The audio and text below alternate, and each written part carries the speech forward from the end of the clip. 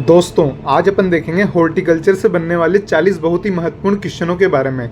दोस्तों ये काफ़ी इंपॉर्टेंट क्वेश्चन है जो कि आपको परीक्षा में एज इट इज़ देखने को मिलेंगे।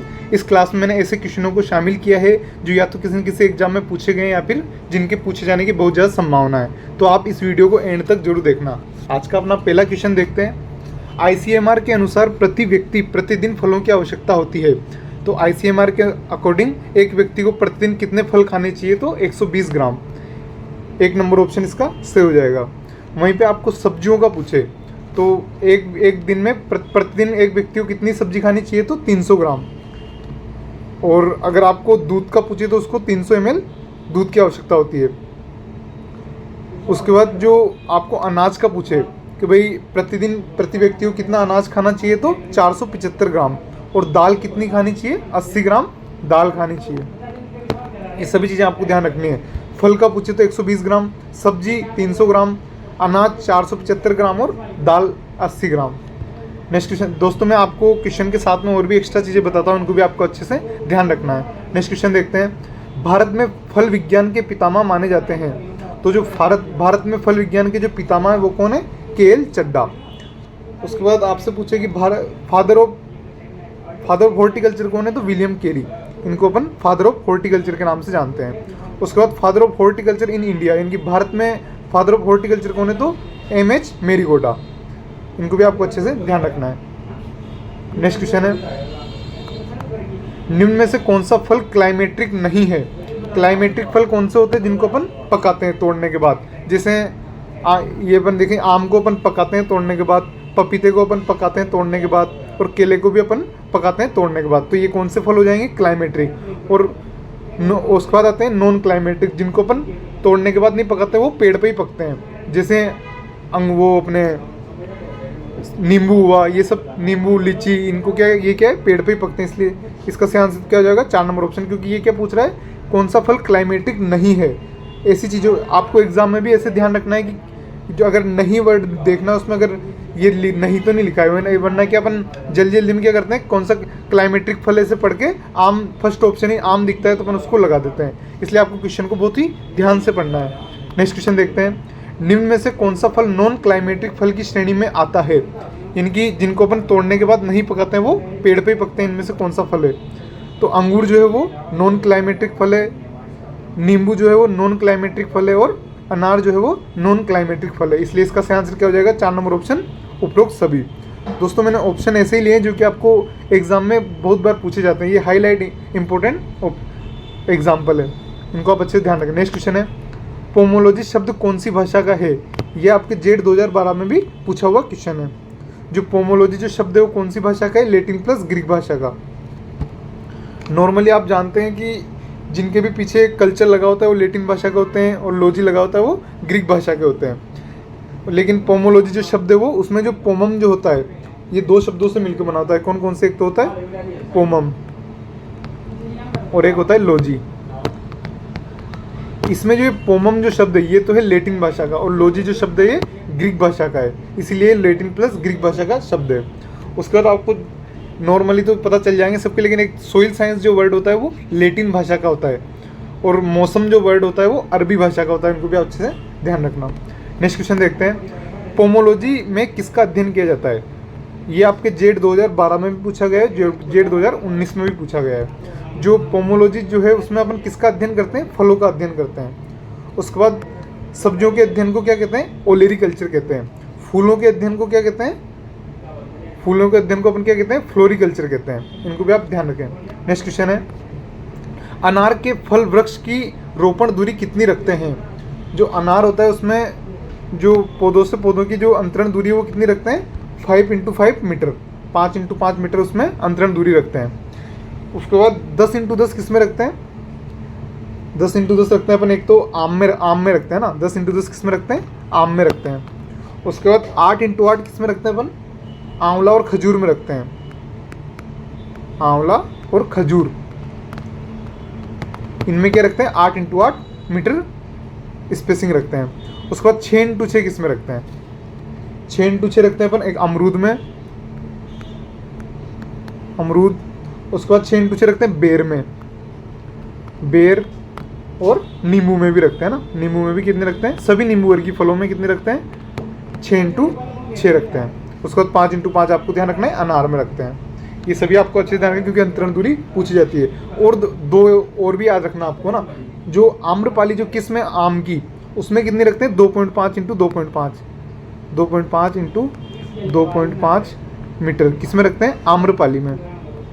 आम्रपाली जो नस्ल किस्म होती है, आम्रपाली आम की जो किस्म है वो क्या है, एक हाई डेंसिटी प्लांटिंग के लिए उपयुक्त किस्म है जिसे अपन 2.5x2.5 अंतरण दूरी पर लगाते हैं। और एक और ध्यान रखना, पपीते की जो किस्म है पूसा नन्ना, उसको भी कई बार पूछा जाता है, उसकी कितनी रखते हैं, 1.25x1.25 मीटर, 1.25x1.25 मीटर किसकी रखते हैं, पूसा नन्ना की।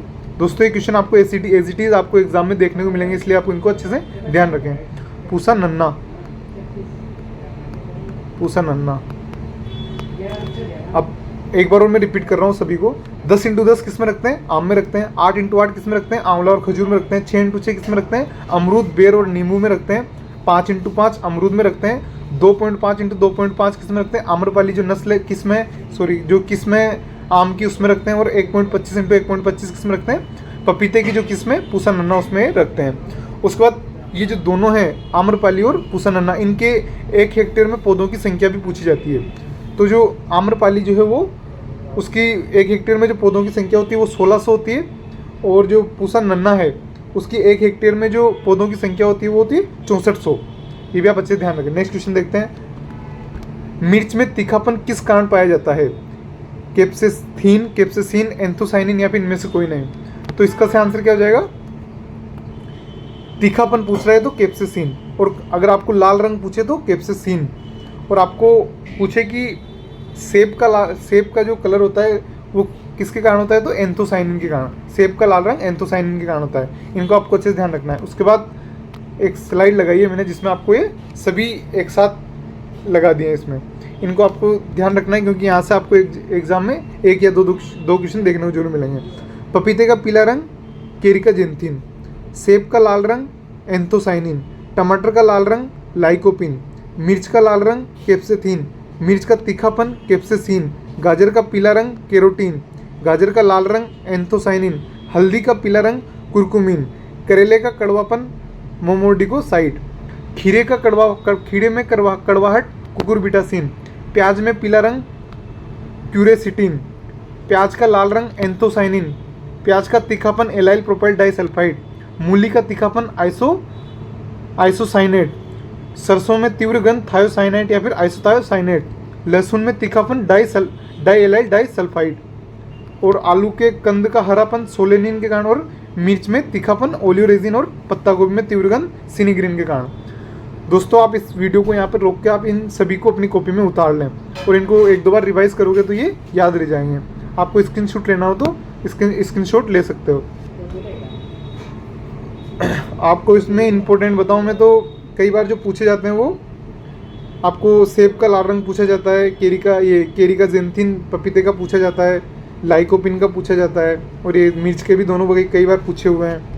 हल्दी का पीलापन ध्यान रखना। उसके बाद प्याज का जो पीला रंग है क्यूरेसिटिन के कारण होता है, ये भी आप अच्छे से ध्यान रखना।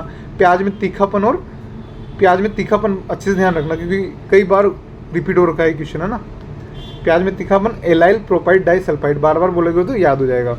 और लहसुन का भी ऐसा सेम मिलता जुलता है तो इसको भी कंफ्यूज मत होना और याद रखना। लहसुन का भी क्या होता है डाइएलाइल डाइसल्फाइड, ये आपको अच्छे से ध्यान रखना है। नेक्स्ट क्वेश्चन देखते हैं, प्याज में तीखापन किसके कारण होता है तो एलाइल प्रोपाइल डाइसल्फाइड के कारण होता है। 2 नंबर ऑप्शन इसका सही हो जाएगा। और भी ऑप्शन देखें अपन तो क्यूरक्यूमिन के कारण हल्दी का पीला रंग होता है, डाइएलाइल डाइसल्फाइड के कारण। लहसुन में जो तीखापन होता है वो डाइएलाइल डाइसल्फाइड के कारण होता है। नेक्स्ट क्वेश्चन है, बाग लगाने की सबसे प्रचलित विधि है। एग्रीकल्चर सुपरवाइजर 2014 में पूछा हुआ है। बाग लगाने की सबसे प्रचलित विधि कौन सी है, वर्गाकार, त्रिभुजाकार, षटभुजाकार या पंचभुजाकार। तो इसका सही आंसर क्या हो जाएगा, 1 नंबर ऑप्शन वर्गाकार। वर्गाकार जो विधि है वो बाग लगाने की सबसे प्रचलित विधि है। उसके बाद ऑप्शन पूछे कि सबसे सरल उत्तम विधि कौन सी है तो वो भी कौन सी हो जाएगी, वर्गाकार विधि। उसके बाद इसमें से आपको और भी क्वेश्चन बनते हैं, जैसे सबसे इसमें बनेगा आपको पौधे से पौधे, और इसमें क्या करते हैं अपन पौधे से पौधे और पंक्ति से पंक्ति की दूरी को समान रखते हैं, इसीलिए इसमें कृषक क्रियाएं करना आसान हो जाता है, क्योंकि पौधे से पौधे और लाइन से लाइन की दूरी, पंक्ति से पंक्ति की दूरी समान होती है। तो बीच में क्या होता है कि वो छोटे ट्रैक्टर आते हैं, उनको अपन आसानी से घुमा सकते हैं, और भी निराई गुड़ाई वाली मशीनें आती हैं वो आसानी से उसमें घूम सकती है, इसलिए उसमें कृषि क्रियाएं करना क्या होता है, आसान हो जाता है। नेक्स्ट क्वेश्चन देखते हैं। दोस्तों इस क्लास को आप अगर अच्छे से देख लेते हो तो इसमें काफ़ी आपके जो ये टॉपिक है ये अच्छे से कवर हो जाएंगे, तो आपको अच्छे से सुनना है मेरी बातों को भी। नेक्स्ट क्वेश्चन है, षटभुजाकार विधि में वर्गाकार विधि की तुलना में कितने प्रतिशत पौधे अधिक लगते हैं?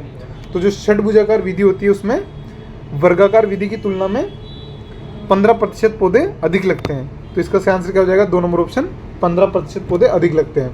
वहीं पे षटभुजाकार विधि के बारे में और क्या पूछा जाता है कि ये जो विधि है ये शहरों के समीप और उर्वरक जो मिट्टी होती है उसमें इसको अपन काम में लेते हैं। उसके बाद ये विधि अधिक खर्चीली होती है, इसमें खर्चा अधिक आता है, इसमें जो उसके बाद इसमें जो रेखांकन इनकी लेआउट जो करना होता है वो थोड़ा सा कठिन होता है, क्योंकि इसमें 6 पौधे मिलकर षटभुज का निर्माण करते हैं और बीच में एक पौधा लगता है।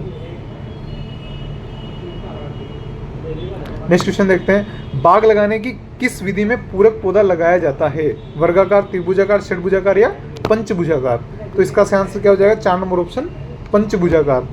दोस्तों जो पंचभुजाकार विधि होती है इसे अपन पूरक विधि के नाम से भी जानते हैं, पूरक विधि, क्योंकि इसमें पूरक पौधा लगता है। इसी को अपन क्विनकक्स विधि के नाम से भी जानते हैं।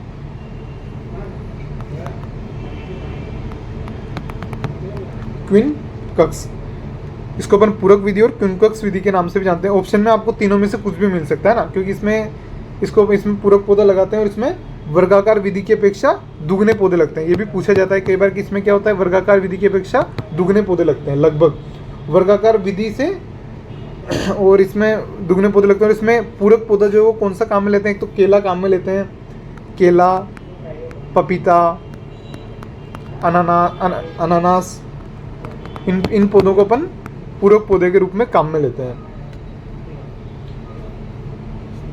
इसमें लगाते कैसे हैं पौधे को? तो जैसे वर्गाकार विधि की तरह ही 4 पौधे लगाते हैं, उसमें बीच में एक और पौधा लगा देते हैं, जो कि क्या होता है? पूरक पौधा होता है। इसी को अपन क्या कहते हैं? पूरक पौधा कहते हैं। नेक्स्ट क्वेश्चन है, मीडो विधि का संबंध। दोस्तों अगर आपको क्वेश्चन अच्छे लग रहे हो तो इस वीडियो को लाइक करो, अपने दोस्तों के साथ शेयर जरूर करें। मीडो विधि का संबंध निम्न में से किस फल वृक्ष से है? आम, पपीता, अमरूद या अनार? तो इसका सही आंसर क्या हो जाएगा? अनार, सॉरी दोस्तों अमरूद है ना। मीडो विधि है क्या कि ये अमरूद को सघन बागवानी के लिए हाई डेंसिटी प्लांटिंग के लिए इसको काम में लेते हैं, और ये भारत में इजराइल से आई है। कहाँ से आई है? इजराइल।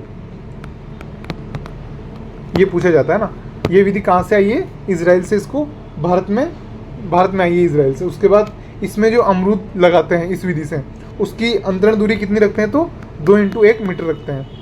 ये भी आपसे पूछा जाता है कई बार, ध्यान रखना। जो मीडो विधि है ये आई कहाँ से है? इजराइल से। किस में अपनाते हैं? अमरूद में अपनाते हैं, और अंतरण दूरी कितनी रखते हैं? 2x1 मीटर रखते हैं। नेक्स्ट क्वेश्चन है, निम्न में से वृद्धि बढ़ाने वाला हार्मोन नहीं है? ये पूछ रहा है नहीं है ना। जैसे आपको कहीं भी नहीं दिखे ना क्वेश्चन में तो उसको पहले अंडरलाइन करना, उससे क्या है कि आपके दिमाग में सेट हो जाएगा कि ये क्या पूछ रहा है। तो इनमें से जो ऑक्सीजन है ये तो क्या करता है? वृद्धि को बढ़ाता है। साइटोकाइनिन क्या करता है? ऑक्सीजन ये वृद्धि को बढ़ाता है, और जिब्रेलिन भी क्या करता है? वृद्धि को बढ़ाता है। लेकिन एब्सिसिक एसिड जो है वो वृद्धि को घटाता है। इसी के बाद इथाइलिन जो होता है वो भी क्या करता है? वृद्धि को घटाता है। और CCC साइकोसिल ये भी क्या करता है? वृद्धि को घटाता है। साइकोसेल है ना, CCC, ये वृद्धि को घटाता है, और ये जो ऑक्सीजन, साइटोकाइनिन, जिब्रेलिन जो है वो वृद्धि को बढ़ाते हैं। नेक्स्ट क्वेश्चन है, एपिकल बड डोमिनेंस का संबंध किस हार्मोन से है? एपिकल बड डोमिनेंस का संबंध किस हार्मोन से है? ऑक्सीजन, साइटोकाइनिन, जिब्रेलिन या एब्सिसिक एसिड? तो इसका सही आंसर क्या हो जाएगा? 1 नंबर ऑप्शन, ऑक्सीजन।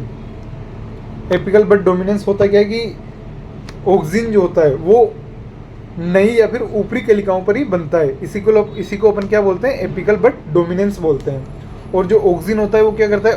कोशिका का जो आकार होता है, आकार को बढ़ाता है। ऑक्सीजन क्या करता है? कोशिका के आकार को बढ़ाता है। और इसकी खोज किसने की थी? तो F.W. वेंट ने की थी। ऑक्सीजन की खोज किसने की थी? F.W. वेंट ने की थी। नेक्स्ट क्वेश्चन देखते हैं,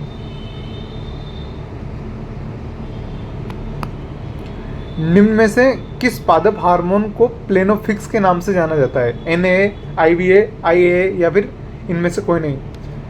तो इसका सही आंसर तो क्या हो जाएगा? एक नंबर ऑप्शन NA, यानी कि नेप्थलिक एसिटिक एसिड। इनकी फुल फॉर्म भी ध्यान रखना। NA का मतलब होता है नेप्थलिक एसिटिक एसिड, IBA का इंडोल ब्यूटारिक एसिड, IA का इंडोल एसिटिक एसिड। उसके बाद जो NA इसे अपन किस नाम से भी जानते हैं? प्लेनोफिक्स के नाम से भी जानते हैं। उसके बाद ये क्या करता है कि फलों को गिरने से रोकता है। और IBA क्या काम करता है? जैसे इसको प्लेनोफिक्स कहते हैं, ऐसे ही IBA को रूटेक्स कहते हैं, रूटेक्स। और ये क्या करता है? जड़ों के निर्माण में सहायक होता है। और IA इंडोल एसिटिक एसिड, ये है प्राकृतिक ऑक्सीजन है।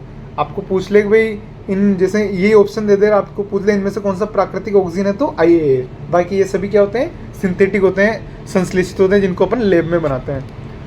और IA पौधों में बनता है। नेक्स्ट क्वेश्चन है, निम्न में से कौन सा पादप हार्मोन है जो पादप हार्मोन व शाकनाशी दोनों का कार्य करता है? यानी कि पादप हार्मोन भी होता है और शाकनाशी यानी कि हर्बिसाइड भी होता है, दोनों की तरह काम करता है। तो इसका सही आंसर क्या हो जाएगा? 4 नंबर ऑप्शन 2,4-D। दोस्तों 2,4-D जो है वो हार्मोन भी और शाकनाशी भी। इसकी 20 ppm से अधिक मात्रा, तो इसकी 20 ppm से कम मात्रा किसकी तरह काम करती है? हार्मोन की तरह, है ना। 20 ppm से अगर इसकी कम मात्रा काम में लेंगे तो वो किसकी तरह काम करेगा? हार्मोन की तरह। और 20 ppm से अधिक मात्रा काम में लेंगे तो वो किसकी तरह काम करेगा? शाकनाशी की तरह। यह आप अच्छे से ध्यान रखें। दोस्तों आपके जेट के फॉर्म भरने स्टार्ट हो गए हैं ना। अगर आप फॉर्म डालो तो आप कुछ चीज़ों को अच्छे से ध्यान रखना। जैसे आपको स्टार्टिंग में पासवर्ड बनाएगा तो उन पासवर्ड को कहीं पे लिख लें उनको, है ना। और ऐसे आप जो नंबर और ईमेल जो देते हो जीमेल, उनको ऐसी मोबाइल नंबर और जीमेल दें जो कि आपके हमेशा चालू रहते हैं। ऐसा नहीं कि आप उनको बंद करके रख दो 2 दिन बाद।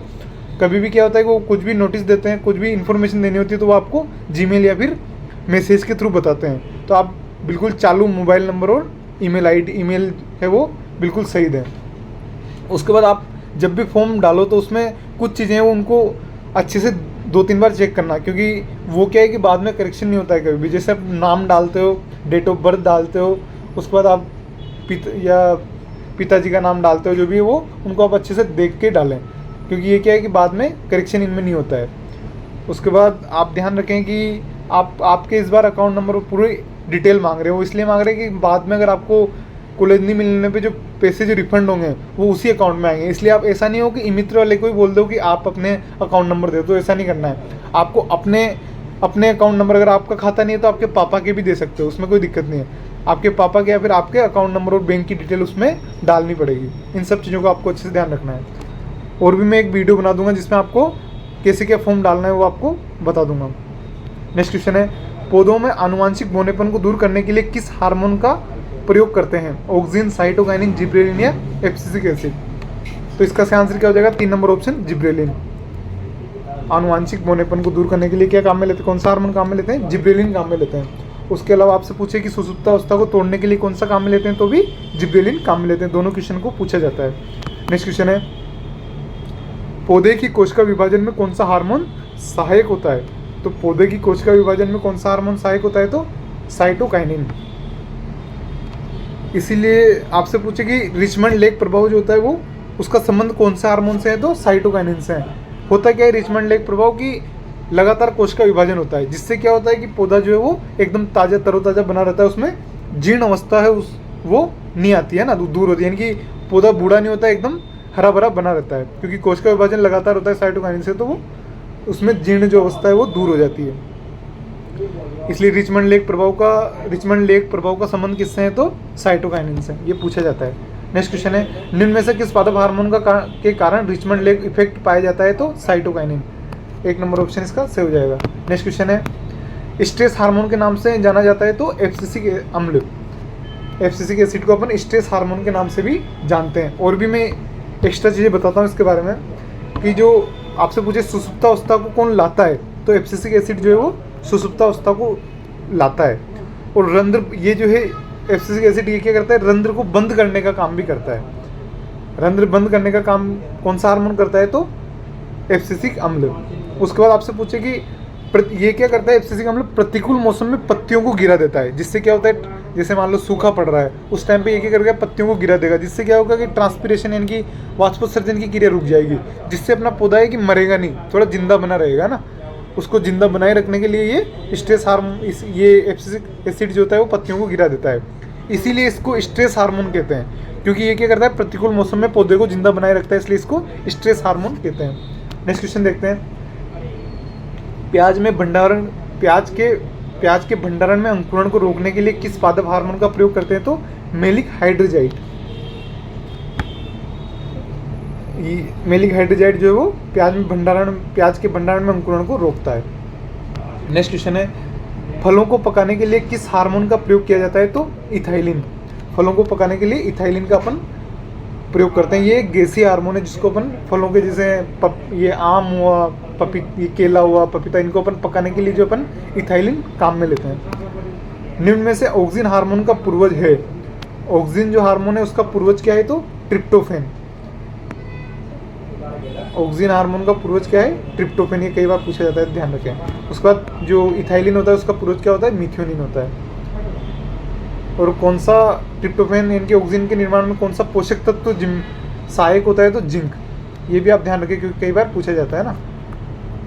जिंक जो होता है वो सहायक होता है। फूल गोभी में होलो स्टेम पाया जाता है। फूल गोभी में फिजियोलॉजिकल डिसऑर्डर होता है होलो स्टेम, जो कि किसके कारण होता है, नाइट्रोजन की अधिकता के कारण होता है। और देखें अपन तो नाइट्रोजन की कमी के कारण बटनिंग हो जाता है फूल गोभी में। बोरोन की कमी के कारण उसमें क्या हो जाता है, ब्राउनिंग हो जाता है। मोलिब्डेनम की कमी के कारण क्या हो जाता है, विपटेल हो जाता है, जिसमें विपटेल में क्या होता है, ऐसे चाबुक के समान पत्तियां हो जाती है ना। ब्राउनिंग में बोरोन की कमी से ब्राउनिंग हो जाता है, जिसमें जो कर्ड होता है अपने वो ब्राउन हो जाता है। नेक्स्ट क्वेश्चन है, नींबू में डाइबेक किस पोषक तत्व की कमी के कारण होता है, तो नींबू में डाइबेक जो होता है वो कॉपर की कमी के कारण होता है। इसमें क्या होता है, पौधा जो होता है वो ऊपर से नीचे की ओर सूखता हुआ आता है। नेक्स्ट क्वेश्चन है, फूल गोभी में ब्राउनिंग होने का कारण क्या है, तो बोरोन की कमी। 1 नंबर ऑप्शन इसका सही हो जाएगा। दोस्तों अगर आपने अभी तक इस वीडियो को लाइक नहीं किया तो इसे लाइक कर दो, और अगर आपने हमारे चैनल को सब्सक्राइब नहीं किया है तो इसे सब्सक्राइब कर ले, क्योंकि आपको इस चैनल पे सभी जेट की, एग्रीकल्चर सुपरवाइजर की सभी अपडेट आपको टाइम टू टाइम मिलती रहेगी। उसके अलावा आपको हम MCQ के माध्यम से पूरे सिलेबस को कवर करेंगे, जो कि आपके एग्जाम की दृष्टि से काफ़ी इंपोर्टेंट क्वेश्चनों को इनमें शामिल किया जाएगा। नेक्स्ट क्वेश्चन है, प्याज की नर्सरी कितने सप्ताह में तैयार हो जाती है। दोस्तों सभी जो सब्जियां होती है उनकी जो नर्सरी है वो लगभग 4 से 6 सप्ताह में तैयार हो जाती है, लेकिन प्याज एक ऐसा सब्जी है जिसकी जो नर्सरी है उसे तैयार होने में 6 से 8 सप्ताह लगते हैं। इसलिए इसको पूछा जाता है कई बार, इसलिए ध्यान रखें कि प्याज की नर्सरी उसे तैयार होने में 6 से 8 सप्ताह लगते हैं। वहीं पे आपको पूछे कि फूलों की नर्सरी तैयार होने में कितना समय लगता है, तो 3 से 4 सप्ताह। फूलों के लिए 3 से 4 सप्ताह, सब्जियों के लिए पूछे तो 4 से 6 सप्ताह, और प्याज के लिए पूछे तो 6 से 8 सप्ताह। बाग लगाने की कौन सी विधि में वर्गाकार विधि की तुलना में लगभग 2 गुने पौधे अधिक लगते हैं। वर्गाकार, त्रिभुजाकार, पंचभुजाकार या षडभुजाकार या पंचभुजाकार, तो इसका सही आंसर क्या हो जाएगा, 4 नंबर ऑप्शन पंचभुजाकार। दोस्तों इसके बारे में अपन पहले अच्छे से देख चुके हैं। नेक्स्ट क्वेश्चन देखते हैं, ये क्वेश्चन आप अच्छे से देखना, जब नर व मादा फूल अलग अलग पौधे पे उत्पन्न होते हैं तो वह कहलाते हैं। जब नर और मादा फूल अलग अलग पौधे पे लगते हैं तो उसे क्या कहते हैं अपन, डायोसियस या एक लिंगाश्रयी। तो इसका सही आंसर क्या हो जाएगा, 1 व 2 दोनों। और जब एक ही पौधे पर नर और मादा पुष्प अलग अलग स्थान पे लगते हैं तो उसे क्या कहते हैं अपन, द्विलिंगाश्रयी या फिर मोनोशियस। एक बार और मैं रिपीट कर देता हूँ, इन दोनों को आप अच्छे से ध्यान रखें। आपको इंग्लिश भी नाम आ सकता है, हिंदी भी आ सकता है पेपर में, ऐसा कुछ नहीं। कभी कभी क्या आपके पेपर तो दोनों मीडियम में आते हैं, हिंदी और इंग्लिश, लेकिन क्या होता है वो हिंदी वाले में भी डायोसियस ऐसे लिख के दे देगा, फिर आप क्या करोगे, तो आपको दोनों नाम ध्यान रखना है। अब एक बार और मैं रिपीट कर रहा हूँ कि मोनोशियस, जिसे सबसे पहले बात करते हैं डायोसियस की, या फिर एक लिंगाश्रयी। डायोसियस में क्या होता है, नर और मादा पुष्प जो होते हैं वो अलग अलग पौधों पे आते हैं, जिसे इस पे नर फूल पुष्प आ गया और इस पे क्या होता है, मादा पुष्प आ गया। और जब अलग अलग पौधों पे आएंगे तो अपन इनको क्या कहेंगे, डायोसियस या फिर एक लिंगाश्रयी पौधे। अगर एक ही पौधे पर नर और मादा पुष्प दोनों अलग अलग स्थान पे आते हैं तो इसे क्या कहेंगे अपन, द्विलिंगाश्रय या फिर मोनोसियस कहेंगे। इसको आप अच्छे से ध्यान रखें। नेक्स्ट क्वेश्चन है, आम का कुल होता है एनाकार्डियेसी, मिर्टेसी, केरिकेसियासी या फिर रेमनेसी। तो जो आम का जो कुल होता है वो कौन सा होता है, एनाकार्डियेसी होता है। मिर्टेसी किसका होता है, अमरूद का होता है। केरिकेसी किसका होता है, पपीते का होता है। रेमनेसी किसका होता है, बेर का होता है। उसके बाद अंगूर का क्या होता है, अंगूर का होता है विटेसी। और आंवले का क्या होता है, यूफोरबिएसी। अनार का क्या होता है, पुनिकेसी। इनको भी आप अच्छे से ध्यान रखें। एक बार रिपीट करता हूँ मैं, एनाकार्डियेसी आम का होता है, मिर्टेसी अमरूद का होता है, केरिकेसी पपीता का होता है, रेमनेसी बेर का होता है, अंगूर का विटेसी होता है, यूफोरबिएसी आंवला का होता है और पुनिकेसी अनार का होता है। नेक्स्ट क्वेश्चन है, आम का खाने वाला भाग होता है। दोस्तों ये पूछे जाते हैं, आपको देखो जेट 2011 में पूछा हुआ है। दोस्तों आपके जेट में पुराने क्वेश्चन बहुत बार रिपीट होते हैं, तो आप सभी पुराने क्वेश्चन भी एक बार अच्छे से निकाल लें। मैं भी आपको इसी चैनल पे पुराने क्वेश्चन की भी क्लास लगा दूंगा आपके, है ना। आम का खाने वाला भाग कौन सा होता है, तो मेसोकार्प होता है। 2 नंबर ऑप्शन इसका सही हो जाएगा। अब अपन बात करते हैं दूसरे ऑप्शन की। तो जो पेरिकार्प होता है वो किस में खाया जाता है, बेर और खजूर में खाया जाता है पेरिकार्प। पेरिकार्प किस में खाते हैं अपन, बेर और खजूर में खाते हैं। मेसोकार्प है वो आम में भी खाया जाता है और पपीते में भी खाया जाता है। उसके बाद थैलेमस जो है वो किस में खाने वाला भाग होता है, तो सेब में होता है। उसके अलावा और भी जो सभी फल हैं उनके अपन देख लेते हैं, क्योंकि यहाँ से आपको क्वेश्चन पूछे जाते हैं, इसलिए मैं स्लाइड लेके आया हूँ आपके लिए।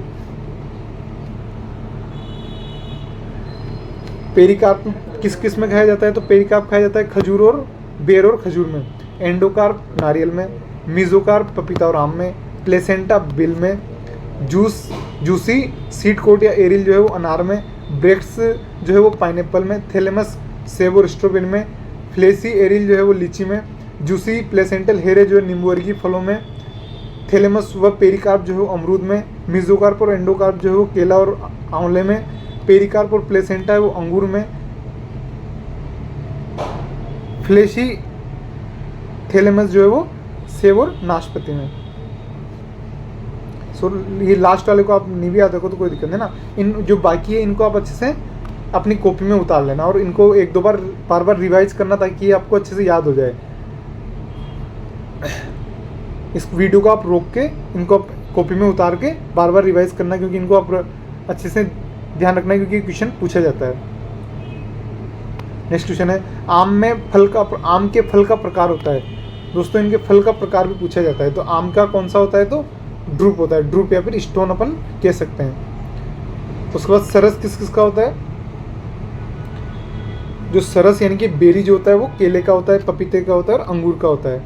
और ब्लूस्टा जो होता है अनार का होता है, और पेपो जो होता है तरबूज और खरबूज का होता है। ब्लूस्टा किसका होता है, अनार का, और पेपो तरबूज खरबूज का होता है। बाकी और भी फल होते हैं, उनको भी आप अच्छे से देख लेते हैं। सरस किस किस का होता है, केला, पपीता, अंगूर, खजूर, अमरूद और सुपारी, इनका क्या होता है, सरस इनकी बेरी होता है। ड्रूप किस किस का होता है, ड्रूप ऑस्ट्रेलिया स्टोन, ये किसका होता है, आम, बेर, कॉफ़ी, नारियल, बादाम और जामुन, इनका क्या होता है, ड्रूप होता है। ब्लूस्टा किसका होता है, तो अनार का होता है। पेपो खजूर, तरबूज, खजूर और ककड़ी का होता है। पोम जो होता है वो सेब का होता है। हेस्पेरिडियम नींबू का होता है। सोरोसिस पाइनएप्पल का होता है। नट जो होता है लीची और काजू का होता है। सिजोकार्प गाजर का होता है। कैप्सूल भिंडी और आंवला का। दोस्तों कैप्सूल ध्यान रखना, इनको कई बार पूछा हुआ है ना। भिंडी और आंवला का जो फल का प्रकार होता है वो कैसा होता है, कैप्सूल। इनको आप ध्यान रखना अच्छे से ना। इनमें आपको केला पूछा जाता है, अंगूर का पूछा जाता है, आम का पूछा जाता है, ब्लूस्टा आम अनार का पूछ लेते हैं। उसके बाद नींबू वर्गीय फलों में सभी का हेस्पेरिडियम होता है, ये पूछ लेते हैं। उसके बाद ये 4 नंबर वाला, ये लास्ट वाला देख लेना, कैप्सूल जो होता है वो भिंडी और आंवले का होता है। नेक्स्ट क्वेश्चन है, आम को अन्य किस नाम से जाना जाता है, तो इसे अपन फलों का राजा भी कहते हैं, राष्ट्रीय फल भी कहते हैं और बाथरूम फल भी कहते हैं, इसलिए इसका सही आंसर क्या हो जाएगा, उपरोक्त सभी। किस रसायन के प्रयोग से आम में ऑफ ईयर को ऑन ईयर में बदला जा सकता है। दोस्तों ऑफ ईयर क्या होता है, जिस साल आम में एक समस्या देखने को मिलती है कि वो 1 साल फल देता है और 1 साल फल नहीं देता है, तो जिस साल फल नहीं देता है उसे बोलते हैं ऑन ऑफ ईयर, और जिस साल फल देता है उसे क्या बोलते हैं, ऑन ईयर। यानी कि जिस साल फल नहीं आ रहे हैं उसको उस साल अपन फलों को लाने के लिए अपन कौन सा रसायन काम में लेते हैं, तो पेक्लोब्यूटाजोल। ये आप ध्यान रखिए, कई बार पूछा हुआ है ना, पेक्लोब्यूटाजोल। नेक्स्ट क्वेश्चन है, आम के लंबे यातायात हेतु सर्वोत्तम किस्म कौन सी है? ये जेट आपके 2021 में पूछा हुआ है। इसका सही आंसर क्या हो जाएगा? नीलम। लंबे यातायात यानी कि एक जगह से दूसरी जगह भेजने के लिए कौन सी किस्म उपयुक्त होती है? तो नीलम। नेक्स्ट क्वेश्चन है दोस्तों, ये क्लास थोड़ी लंबी हो गई है, लेकिन मैंने इसमें आपको जितने भी आसपास के क्वेश्चन बन सकते हैं वो सभी इसमें इंक्लूड कर दिए ताकि आपके पूरा टॉपिक अच्छे से कवर हो सके। आम की सबसे बोनी किस्म कौन सी है? तो आम्रपाली। आम्रपाली जो है वो आम की सबसे बोनी किस्म है, जिसकी अंतरण दूरी कितनी रखते हैं? 2.5 × 2.5 मीटर। और 1 हेक्टेयर में कितने पौधे लगाते हैं? 1600। ये आप अच्छे से ध्यान रखें। आम की सबसे ज़्यादा मीठी किस्म कौन सी है? तो चौसा। सर्वाधिक मीठी किस्म कौन सी है? चौसा। इसको आपको कई बार पूछा हुआ है, ध्यान रखना। जो चौसा जो किस्म है वो आम की सबसे मीठी किस्म है। आम के किस कीट के नियंत्रण के लिए अपन पॉलीथीन की पट्टियाँ बांधते हैं? होता क्या है कि दोस्तों, ये जो मिलीबग के लिए है ना, मिलीबग क्या करता है कि तने के माध्यम मिट्टी में अंडे देता है, फिर जो ये क्या है कि तने के माध्यम से फल पौधे पर चढ़ जाता है और फलों को नुकसान पहुंचाता है। तो अपन क्या करते हैं, जो तना होता है उस पर ग्रीस लगा देते हैं या फिर पॉलीथीन की पट्टियाँ बांध देते हैं, जिससे क्या हो, ये चढ़ नहीं पाता है। नेक्स्ट क्वेश्चन है, आम की बीज रहित किस्म कौन सी है? तो सिंधु। आम की बीज रहित किस्म कौन सी है? सिंधु है। इसको भी कई बार पूछा हुआ है, तो ध्यान रखना। और इसका संकरण भी किस किस के क्रॉस से ये इसका निर्माण किया गया है? तो रत्ना और अल्फांसो। रत्ना और अल्फांसो के संकरण से इसको तैयार किया गया है। दोस्तों, ये थे अपने आज के बहुत ही महत्वपूर्ण प्रश्न। अगर आपको ये एक बार में याद नहीं होते, इनको आपको स्पीड बढ़ाकर दोबारा देख लेना है। थैंक यू दोस्तों।